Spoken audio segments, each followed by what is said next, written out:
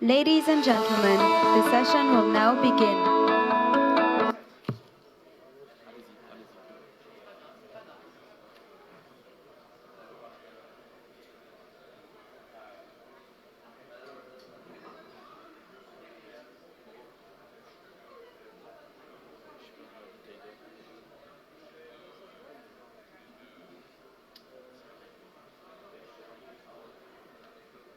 Ladies and gentlemen, the session will now begin.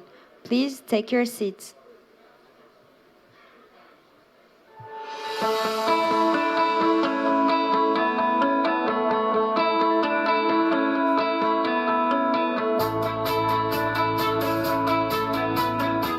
Forced to migrate to avoid violence and persecution, refugees are legally protected by the 1951 United Nations Convention on Refugees and its 1967 Protocol. Today, they are often denied their rights to safety, protection, and inclusion in the host societies. In December 2018, the United Nations General Assembly affirmed the Global Compact on Refugees after 2 years of extensive consultations. The main objectives of the compact are to ease pressures of host communities, expand access to third country solutions, and support conditions in countries of origin for return in safety and dignity.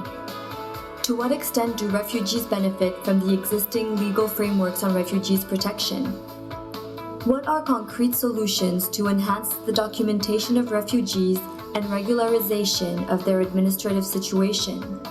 How can we ensure sustainable socio-economic integration of refugees in the host communities, particularly in less developed areas?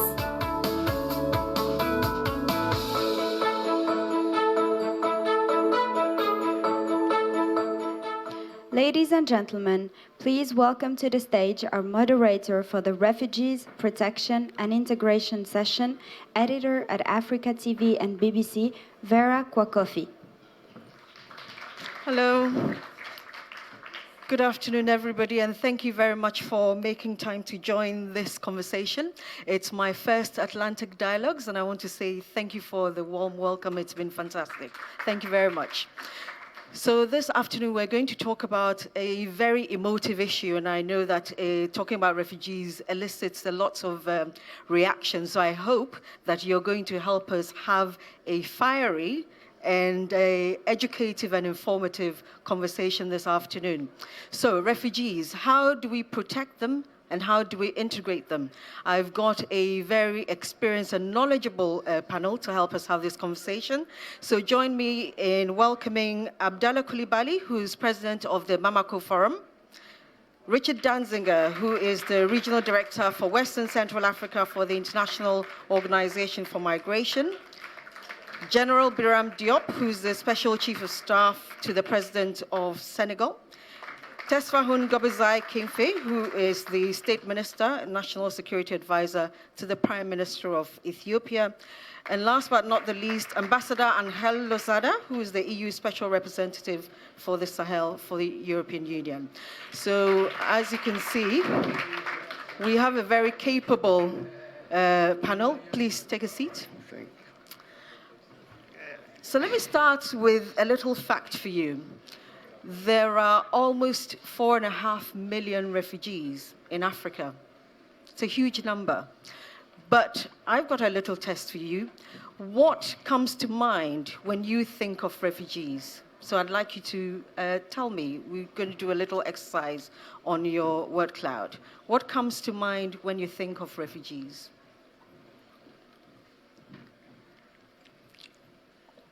So use your little pads, because I think it'll be quite interesting for what you think as experts in the room, people who work with refugees, people who encounter refugees. Some of you may have been refugees at one point in your lives.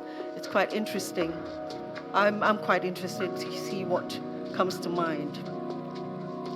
And you know, as a journalist, the issue of refugees is something that we've been covering quite recently. In the last week, We've been in Burkina Faso, where there is a refugee camp that's building just outside of Ouagadougou, to do some reporting from there. And that's something we never imagined that as an organization we'd have to a story that we'd have to tell. And so the issue of refugees is quite instructive.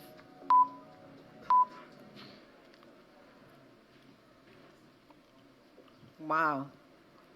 Is any of the words a surprise to anyone? I'm surprised by xenophobia as a cause for refugees.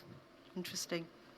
Well, let me start actually by maybe giving us a way of looking at the state of refugees. Sorry, got lots of paper. State of refugees around the world today.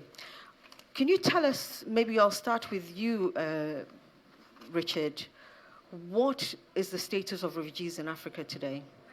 Well, I would start by saying it's really not a good time to be a refugee. It never is, but perhaps worse now than it was 20 years ago for a number of reasons.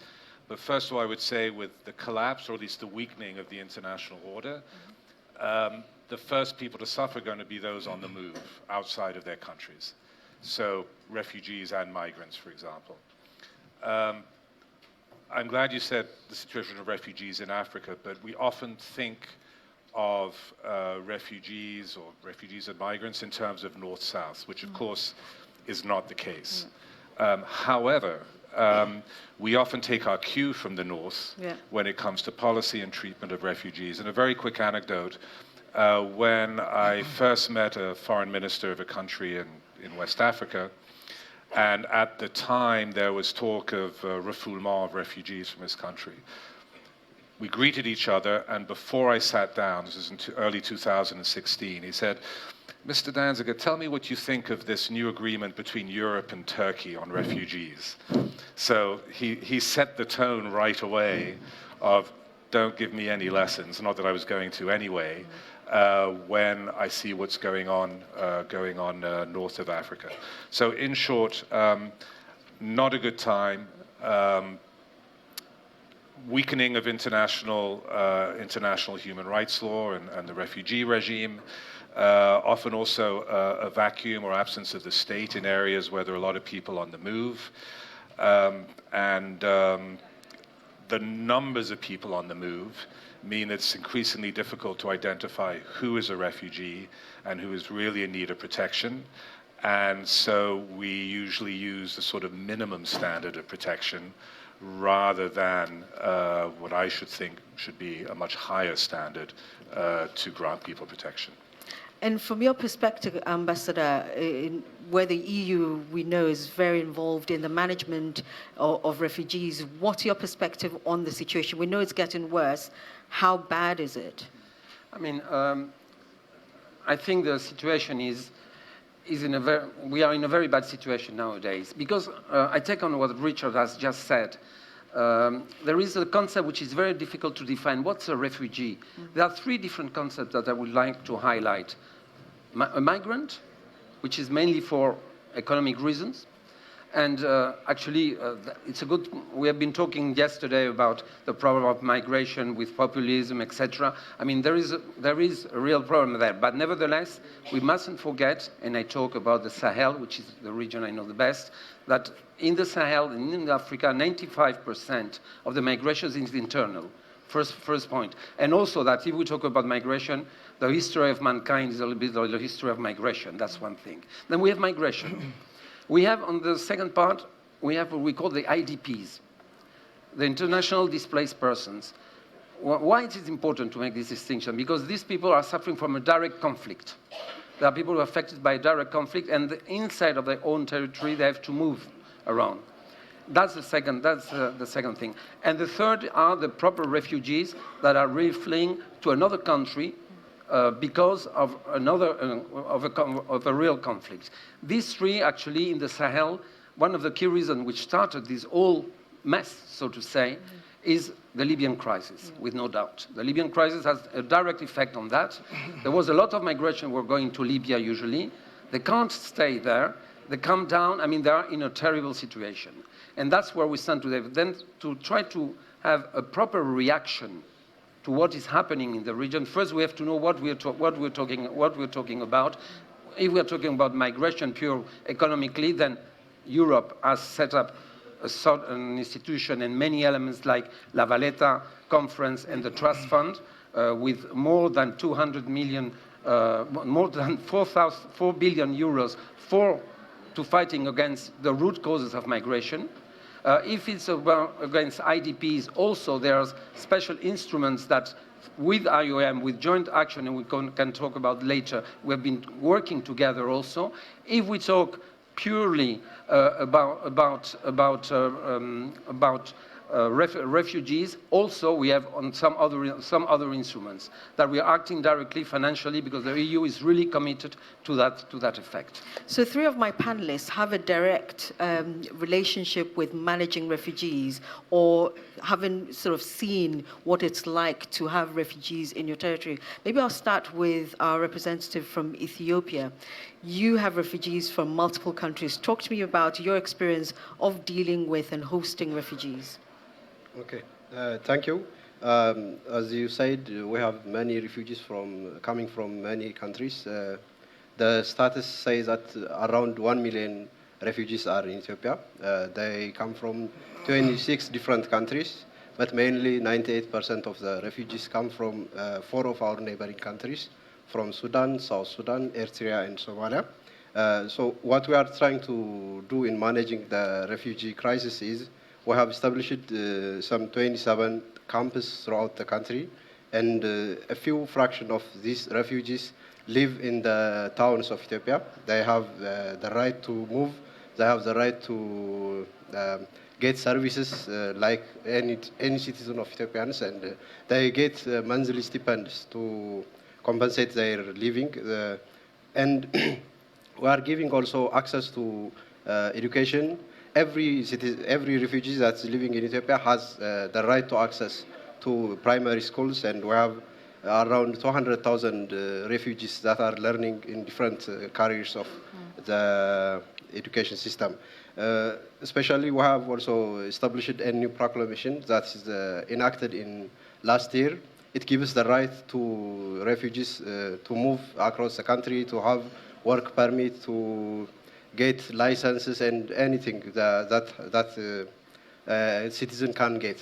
And to get these things, what a refugee has to do is to come legally to the country and to ask for a refugee status when he requests or he or she requests to be recognized as a citizen.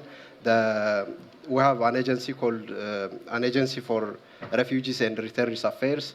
It will issue an ID that designates the person as a refugee, and we will have any benefits that can be given to the refugees. We'll talk a bit more about the kind of access refugees in your country have to the rest of the population. But one of the things to mention here is that it's a bilingual panel. So we're going to our French-speaking panelist, Mr. Coulibaly. You host refugees in Ethiopia. In your country, you found that in the last few years, you're creating refugees. Tell us a bit more about that. Okay. In Mali. Merci beaucoup. Dans le cas de mon pays, je commence par vous dire que nous sommes tous des réfugiés potentiels. Donc il faut faire beaucoup attention quand on parle de phénomènes, parce que chacun peut être frappé. Il y a longtemps, si on m'avait dit que je serais en train de parler des réfugiés dans mon pays, comme je suis en train de le faire, je n'aurais pas cru. Alors un jour, j'ai une petite école, un institut de management, dans laquelle je donne des bourses pour les enfants brillants issus de familles pauvres. Donc, quand on donne ces bourses, on fait des enquêtes. Et dans l'enquête, on avait une jeune Touareg, parce qu'on part dans la famille, on part voir, on trouve qu'elle est chez sa tante. Alors, on pousse la question, elle nous dit que son père est en Mauritanie, réfugié. Et ça nous a amené à pousser la question. Quand on a appelé son père en Mauritanie, il nous parle de son voisin, un Peul, qui aussi est réfugié venant cette fois-ci de la région du centre. Et la question se posait, mais comment tout cela a pu arriver? La première raison pour le premier, le Touareg, il nous expliquait, quand on a eu l'indépendance, nous avons pensé qu'on allait bénéficier de conditions de traitement spéciales. On s'est rendu compte que, malgré les politiques de décentralisation, nous n'avons pas d'eau dans nos localités, nous n'avons pas d'électricité dans nos localités, et pourtant on dit qu'on est tous dans le même pays. Et donc nous, on a commencé à se plaindre. Quand on a commencé à se plaindre, l'armée a eu la main lourde et certains d'entre nous sont partis, dont lui. Alors moi, on s'est posé la question, mais pourquoi? Comment tout ça, ça a pu arriver? Ils nous ont dit, oui, mais on a créé un processus de décentralisation qui était censé donner le pouvoir aux populations locales. Mais il se trouve qu'on a tout décentralisé sauf les finances. C'est-à-dire qu'on n'a pas décentralisé les ressources. Donc on a mis des gens en place qui sont censés être autonomes, mais sans moyens. Et qu'est-ce qui s'est passé dans ça? C'est que ceux qui ont été responsabilisés, sans moyens, qu'est-ce qu'ils font? Ils se servent sur la bête. C'est-à-dire, les maires, les préfets commencent à vendre les terres, ils vont exproprier des gens. Vous êtes sur des terres avec vos parents pendant 100 ans, tout d'un coup, on vient prendre ça pour vendre à des propriétaires immobiliers. Et quand vous vous plaignez, on vous met en prison. La frustration, l'injustice ou la perception d'injustice. Et donc, ce phénomène a entraîné un malaise général. Et poussé dans ce phénomène sans ressources, les maires ont commencé à aller s'attaquer aux terres arabes, là où il y a les zones de production. Conséquence, il y a peu de terre pour les hommes pour cultiver et pour les éleveurs pour aller faire manger les animaux. C'est ajouté à ça l'échauffement de température, sécheresse. Les paysans ont des problèmes, les éleveurs ont des problèmes et les troupeaux commençaient à mourir. Automatiquement, les paysans, les éleveurs, il faut les comprendre, leur richesse, c'est le bétail. Ils ne vont pas laisser le bétail mourir alors qu'il y a un champ. Donc, ils amènent les animaux manger chez le cultivateur. Lui aussi, il ne va pas laisser les animaux manger sa culture. Conséquence, conflit. Et c'est ce conflit qui devient tellement intense qu'il y a des tueries où des villages sont ravagés et les gens sont poussés, des déplacés, on appelle des déplacés à l'intérieur de leur propre pays, et certains sont partis dehors. Et voilà comment certains se sont trouvés réfugiés. Dans le cas du Sahel, je veux parler ici des problèmes de gouvernance territoriale. Parce que souvent, dans nos pays, au moment des indépendances, nous avions des pays avec des diversités. Mais l'indépendance, on a confondu ça avec l'unicité. On a un peu étouffé la diversité. Et cela a amené aussi tous ces flux, ces conflits, et qui a poussé les gens dehors. En gros, voilà le contexte dans mon pays. So in your intervention, you've given us a bit of a few of the symptoms: political action, climate change, and corruption, and a few other things that have led people into leaving their homes to become refugees. They don't always stay at home. They head somewhere else. General Diop, Diop, yes. They head towards the border. They head towards you. Thank you very much. Let me first of all thank our good friends of OCP for inviting me. I think I am one of the rare uniformed people to be invited to this event. And I'm very happy about that because very often we are left aside. And I think we are part of the game, particularly when we are talking about refugees. As you know, Senegal has a quite strong experience in dealing with refugees. And the biggest community of refugees we have in Senegal is living in the northern part and coming from Mauritania. They have been settling there for about 30 years now. And we have learned a lot by doing. The first lesson we have learned is that to be successful in dealing with refugees, you need to listen to them. You need to give them the floor, because it's about them. You need to know what they're expecting, what are their vulnerabilities. They're traumatized people, confused people. Their basic needs are not fulfilled, so we need to listen to them and be patient with them. That's the number one lesson we have learned dealing for 30 years with the refugees in the northern part of Senegal. The second lesson we have learned is that you need an institution to give continuity to your actions. That is why in Senegal we have created what we call the National Committee in charge of refugees, returnees, and IDPs. And I am very honored to be the president of this committee, and that is why I am here. This committee is cross-cutting one. You have at least 17 ministries that are represented. So you have all the relevant stakeholders that can bring something to the refugees' protection and integration that are represented. And it gives a holistic approach to what we're doing. The second lesson we have learned is that you need a strategy. You need to formulate a strategy so that you can set up realistic objectives. So you can at least identify the capacities you need in order to reach your objectives.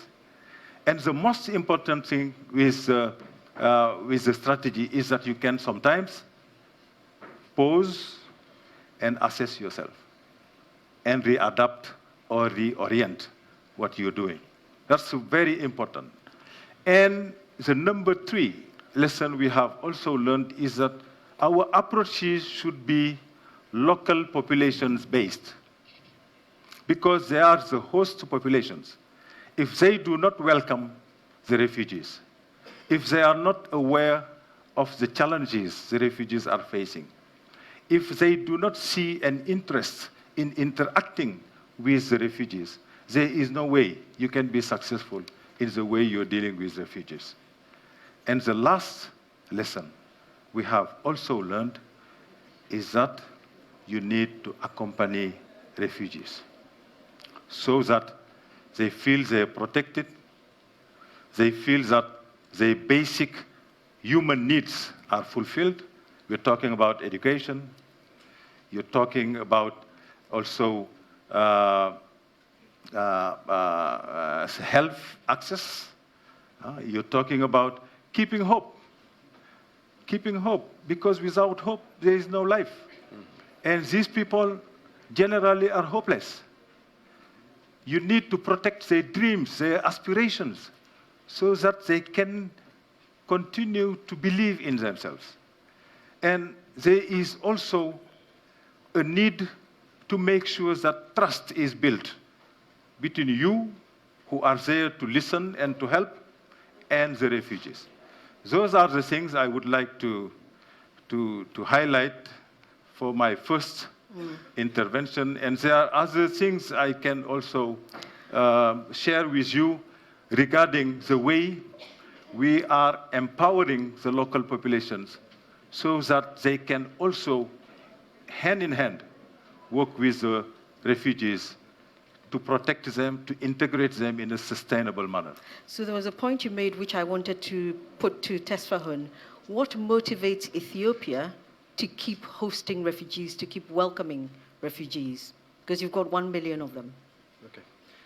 I think most of Africans are generous towards welcoming refugees, and it's a common practice throughout Africa. And to Ethiopia especially, it is well entrenched in our history, and throughout our history we are known as welcoming and hospitable to refugees. And secondly, when you really see it, the refugees that are coming to Ethiopia are not foreigners per se, because at the borders we share people. For example, if there is a problem in Somalia, those refugees are Somalis, and we have also Somalis in our territory. In Sudan, the Nuers and Anuaks, they have brothers and sisters in Ethiopia. So it's all interconnected, and it's all about regional integration. So we are welcoming refugees not out of surplus or because we don't have problems, but we just want to work out with them, and we just want to succeed together. Richard, does it make a difference, the affinity with the host community and the success in any refugee hosting community? Absolutely makes a huge difference. And as the General said, it sometimes has to be fostered and encouraged by government. Now, I think fundamentally it's also true that in Africa people are welcoming. Where there's a problem, and this is also where xenophobia comes up, I think, in the word cloud, is it's very easy to whip up xenophobic sentiment. And I think if we look around at different refugee situations in Africa or elsewhere, you will find that somewhere there's a demagogue, there's some sort of political push or manipulation even to get people to cause problems or eventually push refugees out. I won't shy away from an example right now. We see it happening with Burundian refugees. And from a country that has since 1972 been extremely welcoming. In 1993 again. And now they're being pushed out. Yes, there is more, there's less land available as the population grows. There's certainly a number of factors that make it more difficult for countries to welcome and integrate refugees. But it is, to me, it's very rarely a natural or organic phenomenon that a host community turns against people who they've been hosting for a number of years. And Hel, what's the preference for the European Union in how refugees should be managed in country? Well, the European Union, as I said, is really fully engaged with this problem. I would like to say that I've just made a tour with the United Nations because we need cooperation. One of the main things that I said, there are so many organizations, so many actors on the ground that one of the main things that is coordination among ourselves so that we have no duplication, we all find the same goal. That's one of the main things. But coming back to what I said, I made a tour with the UN on the ground, and I realized, picking on what Richard and the General have said, I realized what happened to this refugee camp that we visited, because the situation in the Lake Chad Basin is dramatic today. It's really dramatic, and it will burst out even more, unfortunately, if we don't do anything immediately. Then we realized first that these refugee camps, sometimes the people there live better than the neighbors that they welcome them. This already creates a matter of friction. That's the first element. At the beginning, they're very welcome.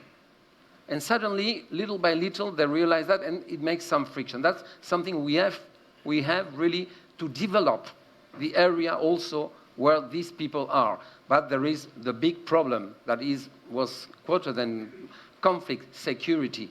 The security question, as I said at the beginning, after the Libyan crisis, is one of the elements which makes everything total. Second element, or second point also, when we discuss with these refugees in this island in the middle of the Lake Chad, we were asking women, the women mainly, we have been raped and come back from Boko Haram. I mean, dramatic situation. We asked them, what do you want more? What are you trying to find? And they said something quite incredible. They said, first, we need education. Then that's why the EU is working also in that, to open the schools as many as possible, to try to open the school, but we need security for that. Why do they need education? Because it was because ignorance that they've been in the hands of these terrorist groups. That's the first thing they ask. And the second thing, we will never expect that they will ask that. They say, we want documents for our children. Because these people, when they travel, when they go away, if they have no documents, they are arrested and they are tortured or whatever. The situation is dramatic. Then that leads to the final point. We need the presence of the state. then the vacuum of the state, I always say this sentence, is the oxygen of the terrorism. If there is no state, these people are in disarray, and we have to work very much for that purpose. And the EU is committing a lot of its efforts for this region. And finally, and I finish that, and sorry if I'm too long, for those other refugees that have been up to Libya and have been found in a almost slavery situation, have been taken as hostage, more or less, of these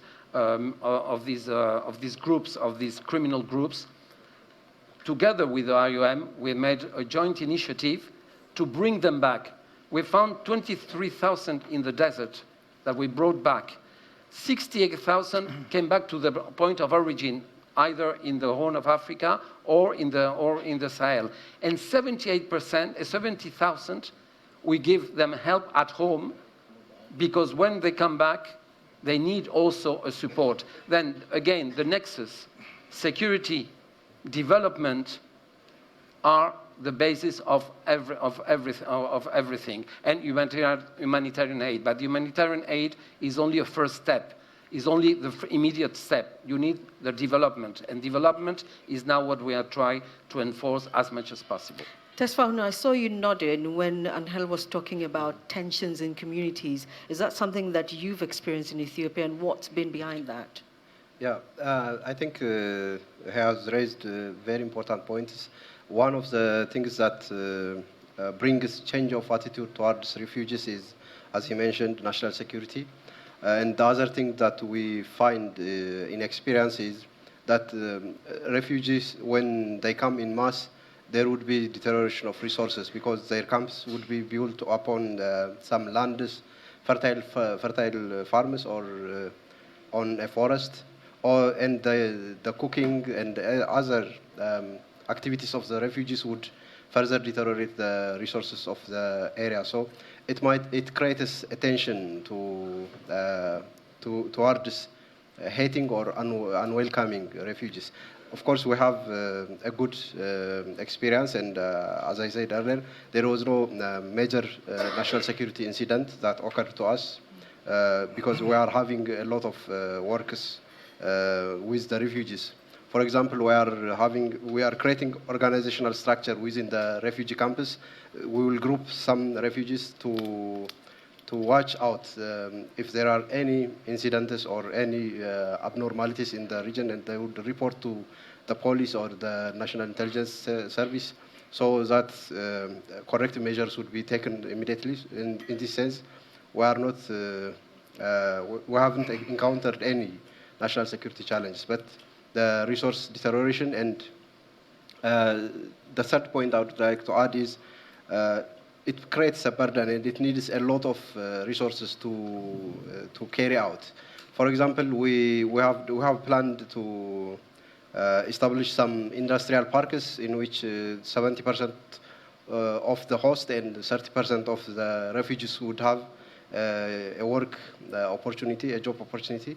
And we are trying to build some industrial parks, but we are not able to have the necessary resources, and the international community, I think, should plan on helping the development and other initiatives that would change the refugee status dramatically.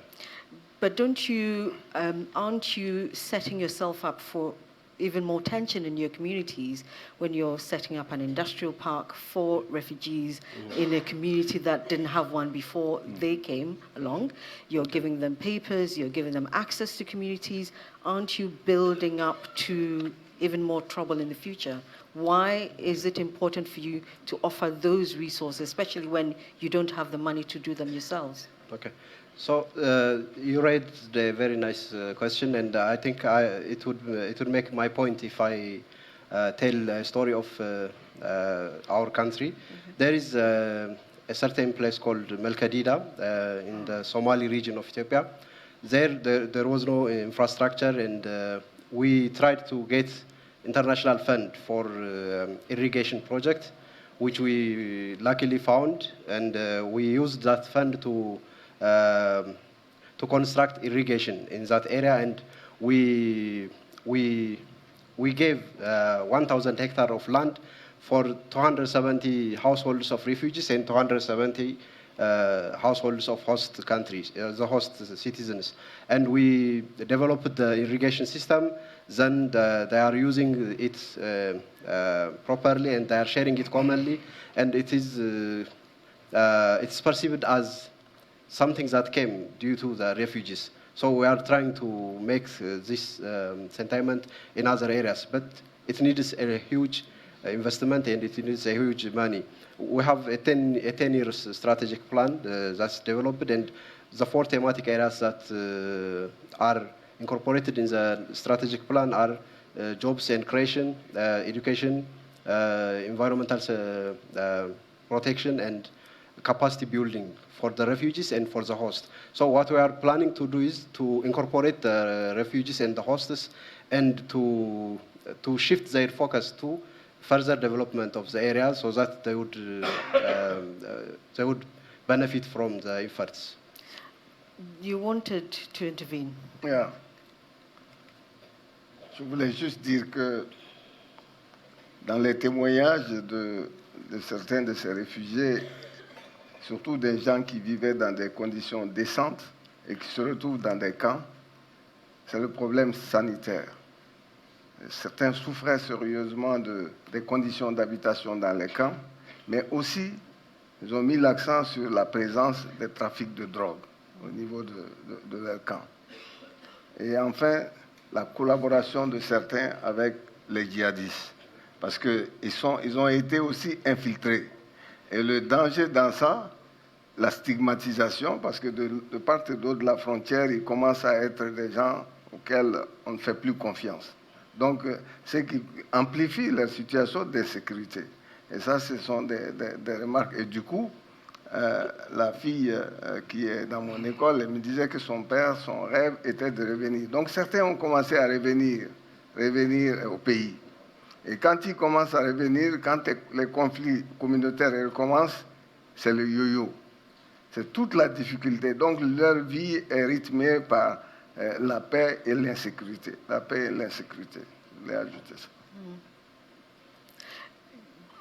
General Diop, let's talk about the security angle of hosting refugees. I know that one of the Westgate attackers who attacked Westgate Mall in Kenya trained at the Kakuma refugee camp. And whether it's true or not, there is a lot of concern among host communities that refugee camps are fertile ground for breeding insecurity. Is that something that is borne out by your evidence? How do you deal with that kind of feeling amongst host communities about their safety?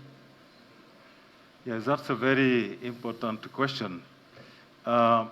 Particularly now that we have violent extremism all over our boundaries. So our topic is about refugees at the borders. Refugees by nature are very vulnerable people because of the fact that they're not only traumatized, they lack of almost all basic things. They generally do not have hopes.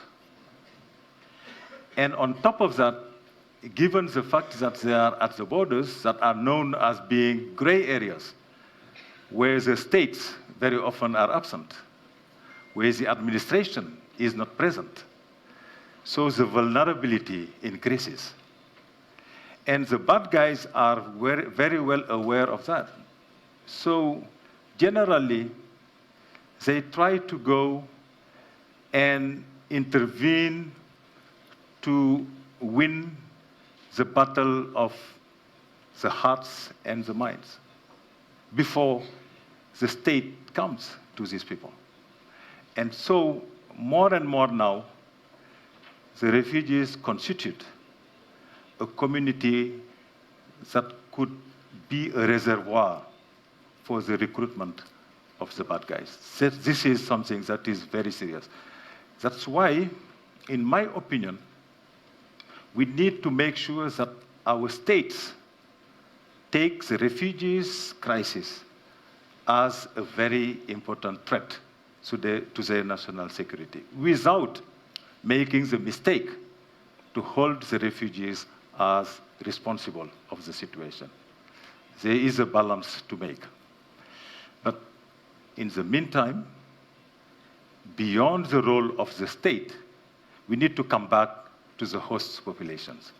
Those are the ones living 24/7 with the refugees, so they need to be given the primary role in protecting the refugees and also in integrating them. That is why in Senegal, we have conceptualized what we call the cultural huts. Cultural huts because we think that refugees at the borders and the local population, generally they come from the same community. They share the same culture. And culture, happily, is one of the rare factors that have survived the drawing of our boundaries. So building up on culture makes sense when you want to have refugees interact with local population. So in these spaces, on a regular basis, the populations get together with the refugees and they try in a very participatory manner and inclusive manner to assess all the challenges they are facing as a community. And together, without the support of the state, they try also to put in place solutions to their challenges. It's a very successful story, in my opinion, that could be duplicated and contextualized in many places where you have big communities of refugees. Richard? Yes, I mean, I always get very worried when we start talking about refugees or migrants and potential terrorists or being radicalized and so forth. So yes, they might be people vulnerable to radicalization, but no more than the general population and possibly less. We even had that problem, Ambassador Losada mentioned 60,000 we brought back from Libya, or even those stranded in the desert. There's always great concern when they go home. Often security agencies want to interview them, which is fine. There are, of course, important security concerns in the region. But it becomes too easy to stigmatize refugees and migrants. You know, if we look at the profile of many of these people, they're going to be actually the last to be radicalized for a number of different reasons. And I think also we have to remember that these are not people with no agency. They can make decisions for themselves in what direction they want to go through. I think one thing that is enormously important, and it doesn't surprise me, when you said that in the middle of Lake Chad, these women were saying, Ambassador, that they wanted documentation. Documentation is incredible. We don't realize how important it is, or maybe we do if somebody picks our pocket, but how important documentation is. And one of the weaknesses in West Africa and the continent is the whole civil registry system. So people grow up without ever having had any formal identity. Now, this is a problem for accessing social services. It's a problem when it comes to security issues. And again, in 2019, we have to take that into account, that it's good to know that the person in front of you is the person that they say they are. But it's also important if they have to flee across the border to be able to show on the other side of the border where they're from. And finally, it would start beginning to address the issue of statelessness, because this is another group that we haven't talked about. We've mentioned IDPs, migrants and refugees, but we have stateless people who may be stateless in a traditional sense, or people having fled a country no longer have that nationality, but are not given the one of their country where they fled to. There are lots of examples in Kenya. Okay, but there's also people who might be third, fourth generation, or maybe even countless generations, who don't have an identity card and can easily be described as foreigners. And it's interesting that this issue often comes up during election periods. So I think the issue of civil registry, and it's something that in IOM repeat all the time, and we do a lot of work with ECOWAS on trying to assist them and countries in the region with putting together biometric identity cards, because this, I think, will be of just huge benefit to people whether they stay at home, whether they go on the move, and to states themselves. So it's not as if some of the interventions that could help one, confirm to host communities that hosting refugees can have advantage, especially if you're a deprived community. There's no shortage of interventions that says that the state needs to be present. So why are these things not happening? Why is this still an issue that keeps coming back over and over again? Do you want to take that, Angel? Yes, I can take it, because we are, one of the main problem of everything, as I said at the beginning, is the insecurity itself and the situation of conflict today in the area.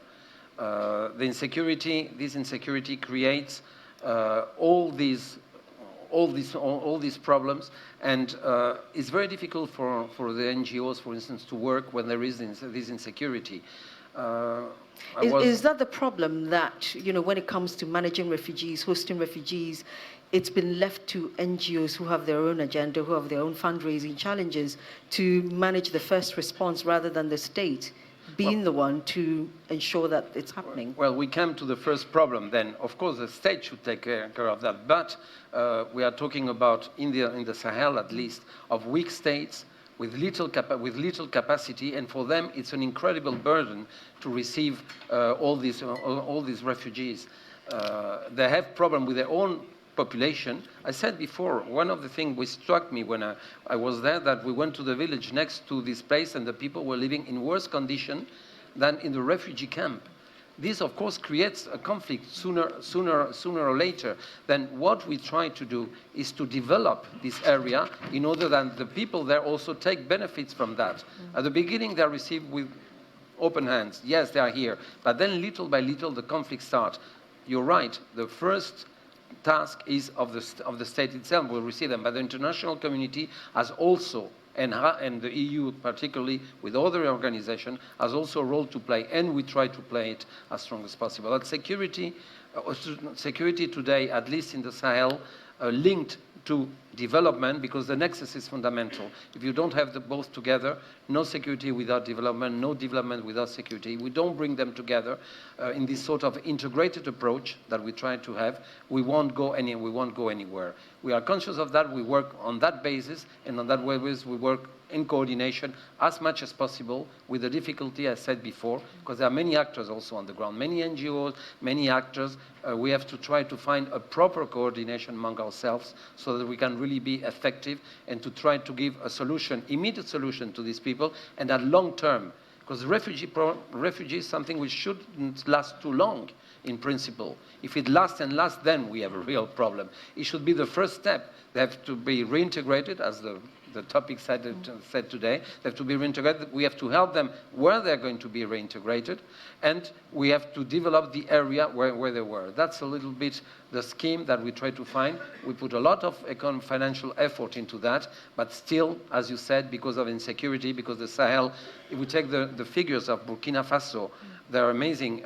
Since January this year to today, we jumped from 50,000 IDPs, refugees, whatever, going one side of the border, to 300,000 in only 11 months. I mean, something quite dangerous. I mean, and it's going worse and worse. Burkina Faso is another area, by the way, that we have to look at it, because in the border with Mali, today the insecurity there is growing at a very, very fast step. And that is one of the main things. We have to fight security. We have organizations for that, like the G5.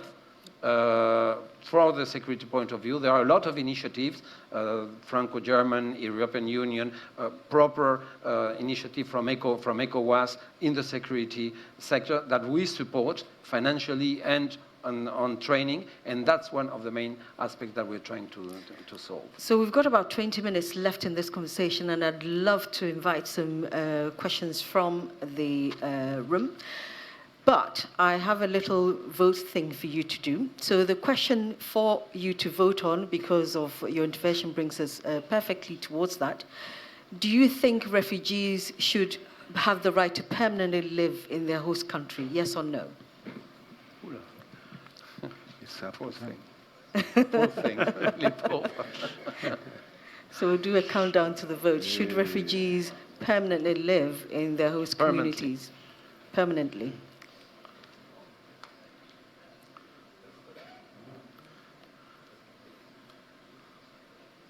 Voting. So that counters the point you've just made, Angel, that refugee status should be a temporary thing. I mean, I said that because seeing the camp that I've seen, most of the people wanted to go back to the village. Yeah, absolutely. That's what I've seen. That's what I've seen on the ground. Of course, IOM works always on a voluntary basis. Yeah. We work on that basis also. We cannot force anybody either to go or to stay. But when you talk to them, really they want to go back to the village, but they can't because of the security situation. I come back to the first problem that I mentioned. And the situation of refugee mustn't be a situation for all your life. You're not going to be all your life. I mean, you need some other expectation. You need your children to be educated. You need your children to go away, to have the proper life. You cannot be a refugee all your life. Something different is if they can stay in the country where they are, that depends also on the circumstances. But who voted yes? What I've seen on the ground is that they all wanted to come back to their villages. Do you want to tell me a bit more about why you voted yes and what that means? Sorry. Okay. Very often, refugees need to integrate into their own communities because they do stay for generations and generations. And we know that the research shows us that when people stay for generations and they are not allowed to be part and integrate within their communities, it leads to a sense of not knowing who you are. It's very, very detrimental to personal and to collective development of both the host population and the refugee population. Yeah. Can I take advantage to ask my question? Yeah. Thank you.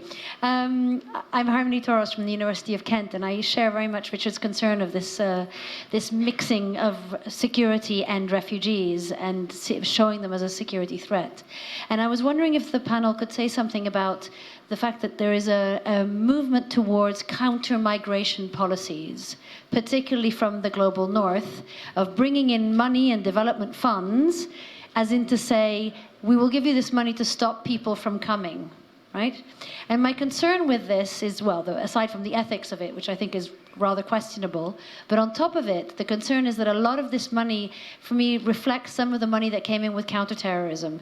And this money tends to be used in the worst possible ways. It tends to be used not in defense of democracy and not in defense of the building up of good, healthy societies, but rather just to prevent things from happening and reaching the global north. Okay. I was wondering what you think about that. One question from here as well. So, my name is Glenn Murray. I was a cabinet minister in the Ontario government and mayor of a major Canadian city. So I view it as a different perspective. I think people coming to Canada have a right to live there. I see a crisis coming of unprecedented proportions with climate change. We have a lot of Canadians from the Punjab region. They're reporting extended periods of time of temperatures at 55 degrees Celsius and greater. Large parts of the planet are going to become uninhabitable. Syria was a 1 in 900 year drought between 2006 and 2011 and created a domestic and the cascading xenophobia that happened in some European countries. So as a Canadian, I expect part of our climate change settlement is going to be the acceptance of mass numbers of folks from many parts of the world, probably on a somewhat permanent basis. I think one of the early problems is Central America, because imagine the probability, I would think, of Mexico experiencing a Syrian-style drought. Let's say there's 10 million Mexicans, refugees. The Trump administration is weaponizing the border. Canada, I would hope, would send refugee and immigration officers and have a humanitarian response if Mexico can't loses its water. They're now projecting significant loss of operational farms in the last year, water shortages. We have to have a global settlement strategy. We better do it while we're doing it for positive economic global humanitarian partnerships than waiting for the nativist, populist, quasi-fascist kinds of governments to take over in potentially host countries. So I think we have to open this up. But how long do you think that honeymoon will last? Well, when the pressure is building, well, and the US is sending all its refugees for downtown Toronto, and my Canada. last 12,500 constituents were Syrian farmers. It would be nice, since we have some farming issues, to be able to settle them in farming communities. When I was mayor of Winnipeg, we had a depopulating city with an excess number of communities. 10% of the city is Punjabi, 10% is Filipino. We're building mosques and Muslim schools when I was mayor to accommodate a growing Muslim community, settling that in with the Jewish community taking a major role. We need, as leaders, to create, as the Aga Khan said, civilization is a march from tribalism to pluralism. And in too much of the world right now, we're marching from pluralism to tribalism. And I think we have to have a larger cultural discussion between leaders. And I'm here because I want to meet people from other parts of the world who see the time-limited opportunities to do this properly and to build those dialogues. Thank you very much. Let me hold up for you. My name is Vitor Borges, and from Cabo Verde. I didn't vote. I didn't vote because I think it's a trap question. We cannot go on simplifying complex issues with a yes or no answer. I believe that the answer will depend on the countries of destination, with the situation, with the political situation. So, and I see a lot of this tendency to try to come out with easy questions from complex situations. But you have to admit that for local communities, it's often black and white. No, yes? No, it depends on the way we manage the situation. It cannot be yes or no. It can be yes in Canada, perhaps it cannot be yes in a poor country. So we need to come out with a solution that fits the reality on the ground. Next point. It's good to take care of refugees. But my question to the panel is the following one. Protection should begin with prevention. Now, with this experience of refugees, what did we learn from the causes of these waves of refugees? What is being done, or what can be done to prevent the history repeating itself again and again? Okay, thank you very much. I've got two hands up. I'll hold it for you, don't worry. Don't worry, I'll hold it. Merci. Je m'appelle Hassan Saoudi de l'Institut Royal des Études Stratégiques. Je pense, comme l'a dit Monsieur l'ambassadeur, que ceux qui ont visité des camps de réfugiés n'auraient pas répondu de cette manière-là. La seule demande majeure d'un réfugié, c'est de regagner chez soi. Ça, c'est clair. Évidemment, les demandes de santé, d'éducation, de travail, mais le déracinement est un facteur important chez eux, avec toutes les conséquences psychologiques. Maintenant, on demande des conditions de retour. Or, les zones grises, vous en avez parlé, mais il y a la conflictualité interne. Et la conflictualité interne a besoin de ce qu'on appelle la réconciliation nationale, interethnique, confessionnelle, je ne sais pas.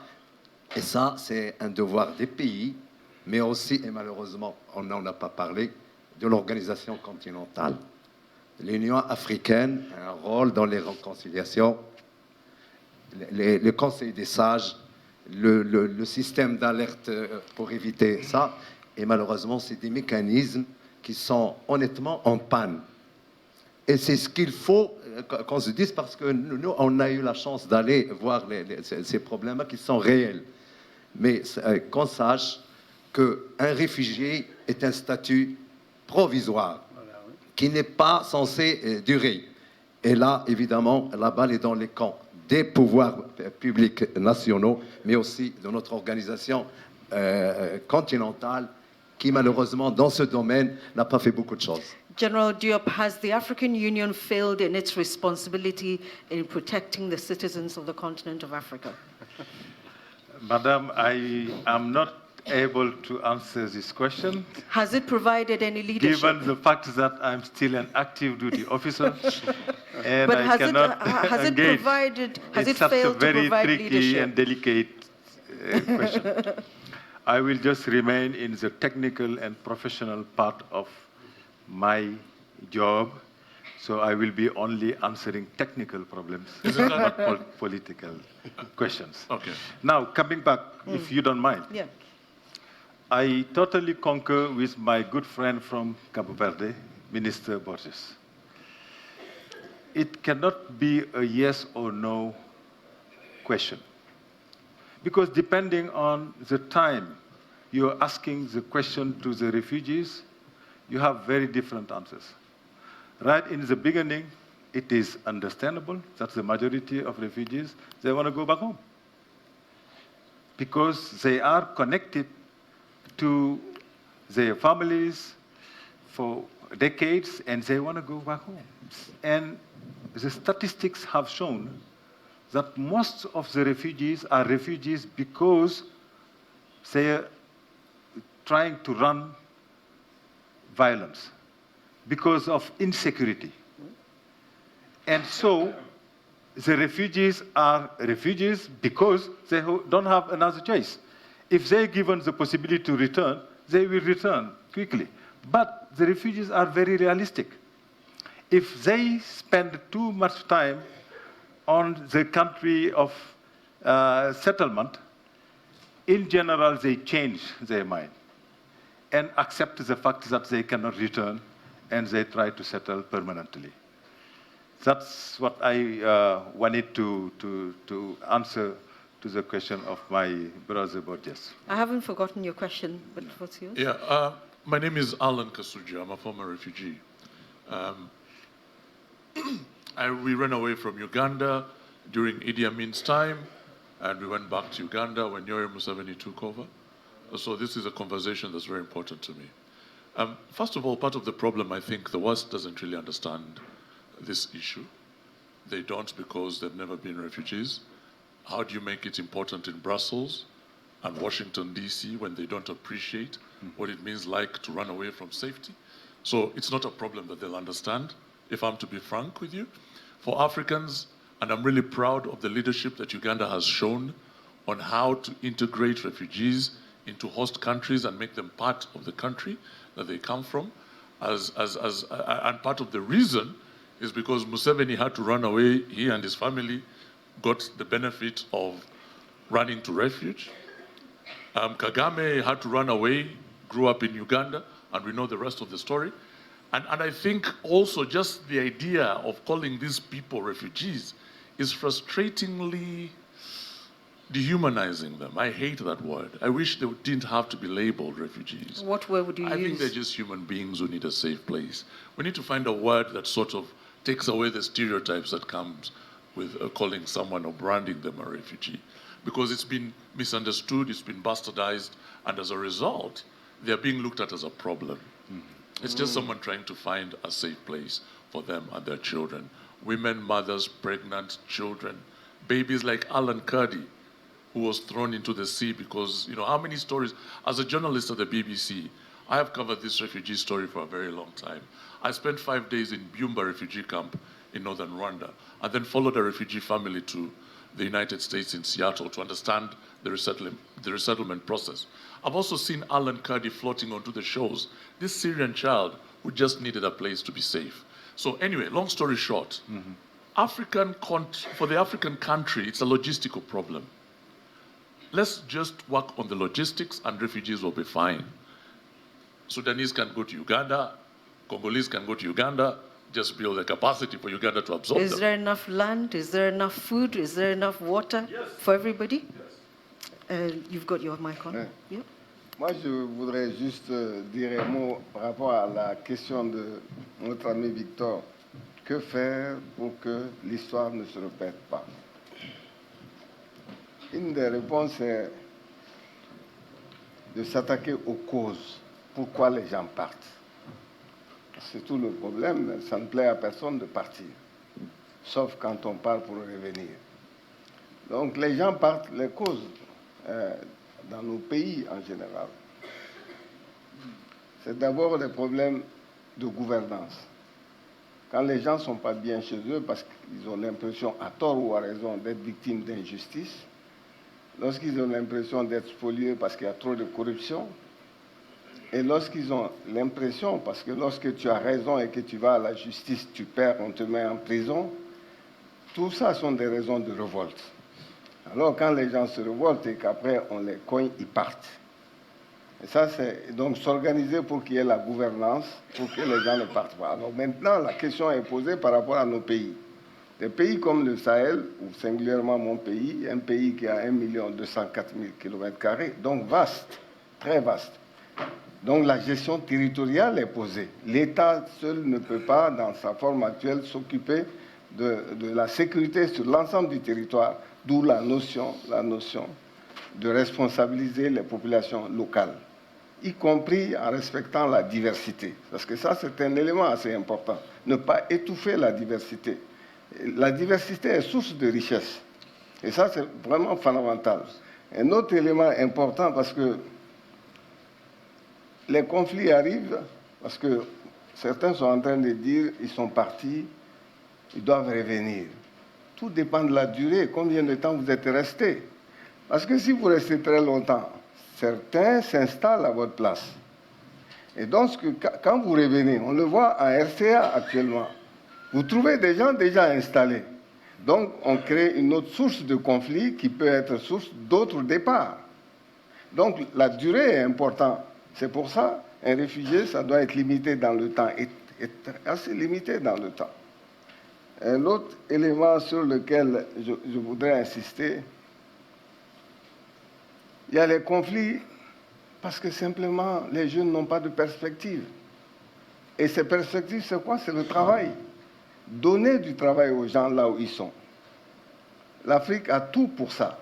On est encore au cœur des problèmes de gouvernance. Parce que quand on a tant de ressources, beaucoup de terres, dont on a, je dirais même le kilo de vendre à d'autres, on a assez d'eau, on a de la main-d'œuvre, pourquoi ne pas avoir une stratégie, une bonne stratégie pour transformer ces ressources et donner du travail? Elle est en train de me rappeler à l'ordre, donc je m'en arrête là. Thank you very much, Mr. Coulibaly.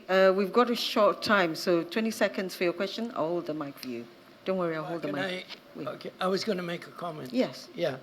With the Douche Policy Center for the New South, I just wanted to add to what the gentleman before just said, that there's a lot of theoretical discussion about refugees. As a former refugee myself, I can tell you that there are circumstances, certainly the ones we lived through, where the last thing you want is to go back where you came from because of fear of your life.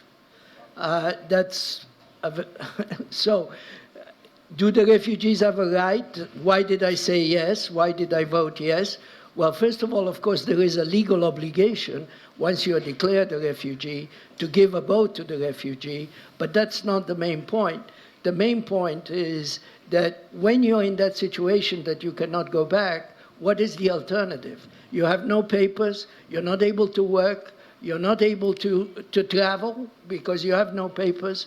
So it is an obligation, a humanitarian obligation, as well as a legal obligation to provide the refugee with a boat on a lasting basis so that they can build a new life. Thank you very much. So from the intervention, I think my sense is that we have a huge crisis on our hands. It's not getting any better. The solutions are very complicated. What you don't want is to create a long-term problem through your solution. But if you were a refugee in Africa or anywhere else in the world today, what should you fear the most? Should you fear about your future? I'll start with you. You're nodding, so I'll start with you. Yes, I mean, I think if you're a refugee right now, you want to fear for your future. There's also a lot of people still living within their own countries where the refugees came from who also fear for their future. And I think perhaps the question could have been posed a little bit differently, which is, should somebody permanently remain a refugee? And that, the answer, of course, is no. And yes, a lot of people want to return home, but then if they're still in that country when their children are born, they begin to have a different home. Look at Afghans, for example, who've been refugees for 40 years now. The new generation, they don't even know their own country. But I think the most important comment came from the gentleman from Canada. We better figure out very quickly how to deal with the issues of refugees and migrants, because it's true, with climate change, there are going to be a lot more people on the move. And whether it's Africans within Africa, whether it's Africans going to other countries, or in any case, people from any continent in the world, if we don't start looking at developing policies for welcoming and resettling people and finding ways to give them livelihoods, if we can't do it for the relatively small number of people who are displaced now, and I say relatively small because obviously it's already, I think, 40 million around the world, we're going to be in big trouble down the line when we have many more people coming from island states, coming from areas that are gradually becoming desertified. So we've got barely a minute to wrap up. So final word from you, General Diop. I would like to emphasize the fact that the data is showing that most of refugees are refugees because of insecurity. Yes. So conflict prevention is also part of the long-term solution. If we want to lessen the number of refugees throughout the world, we should be working very hard on conflict prevention.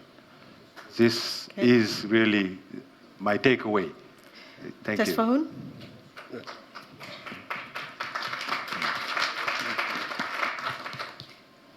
Yeah, one of the major reasons for refugees is, as my friend General Diop said, is conflict, and the conflicts that are the causes for mass displacement of people are taking long to be solved.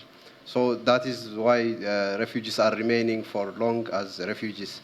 There are three solutions for sustainable we have time for one, I'm sorry. Okay.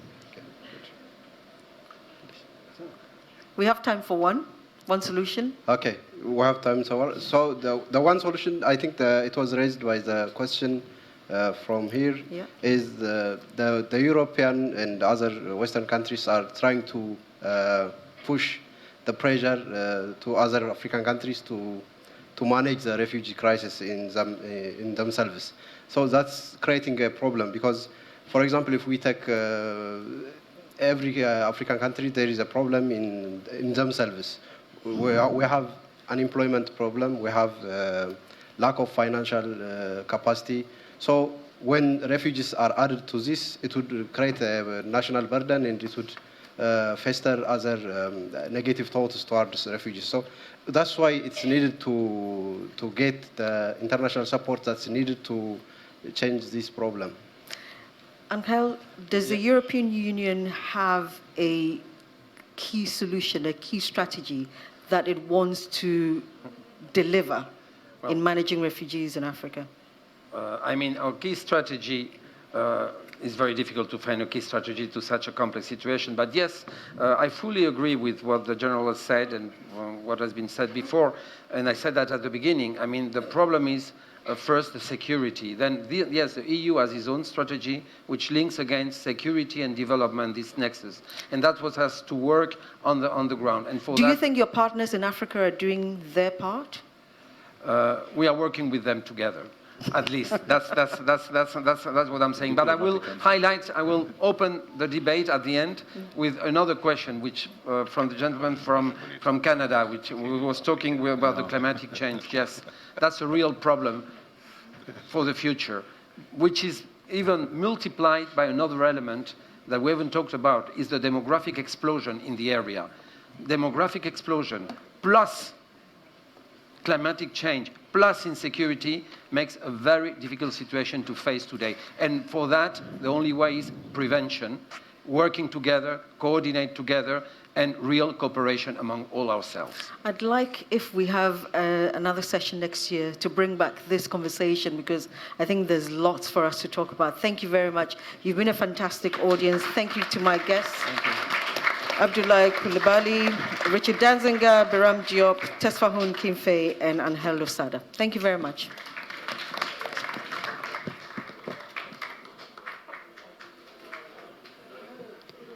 Ladies and gentlemen, thank you for an engaging afternoon.